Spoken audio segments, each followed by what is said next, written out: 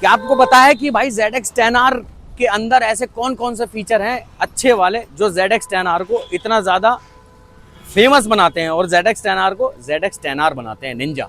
तो आ जाओ मैं आपको दिखाता हूँ कि भाई इसके अंदर कौन कौन से ऐसे एडवांस फीचर हैं कि जो भाई साहब इसे निंजा को लेने के बाद बंदे भगाने से डरते नहीं है, ब्रेक मारने से नहीं डरते हैं, तेज रेस देने से नहीं डरते हैं। आ जाओ दिखाता हूँ। सबसे ज़्यादा जो भाई काम की चीज़ है ना वो ये है कावासाकी इंजन ब्रेकिंग कंट्रोल। भाई साहब ये निंजा को इतना ज़्यादा एडवांस बनाती है वो इसलिए कि इसमें जो है वो ब्रेक मारने की ज़रूरत ही नहीं पड़ती। अगर कावासाकी इंजन ब्रेकिंग कंट्रोल आपने अगर ऑन किया हुआ है तो आप कितनी भी तेज़ रेस देने के बाद जो है जब क्लच छोड़ दोगे और रेस भी छोड़ दोगे तो भाई आपको ब्रेक मारने की ज़रूरत नहीं पड़ेगी, ये खुद ब खुद अपने आप को कंट्रोल कर ले। और उससे भी ज़्यादा एडवांस ये फीचर है भाई इसका कावासाकी ट्रैक्शन कंट्रोल। भाई साहब कावासाकी ट्रैक्शन कंट्रोल का काम ये होता है कि भाई ट्रैक्शन कंट्रोल इसका जो काम करता है ना वो कैसे करता है मैं बताता हूँ। एक तो होता है ABS, टायर स्लिप होने से बताता है जब आप ब्रेक मारते हो तो, लेकिन कावासाकी ट्रैक्शन कंट्रोल जो काम करता है ना भाई वो काम करता है रेस पर।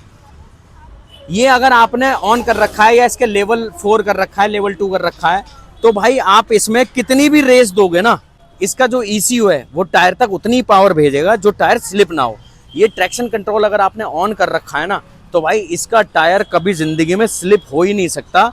खड़े खड़े आप रेस अगर दे रहे हो तो आपने देखा होगा कि टायर एक्स्ट्रा घूमने लगता है, वो कभी घूमेगा ही नहीं, चाहे रेत पड़ा हो, चाहे पानी पड़ा हो, चाहे चिकना रोड हो। अगर ट्रैक्शन कंट्रोल ऑन है ना तो टायर इसका कभी स्केट नहीं कर सकता कभी भी। तो भाई आपको ये कैसी लगी ZX10R के अंदर ये वाली जानकारी भाई कावासाकी ट्रैक्शन कंट्रोल, मुझे कमेंट करके ज़रूर बताना भाई।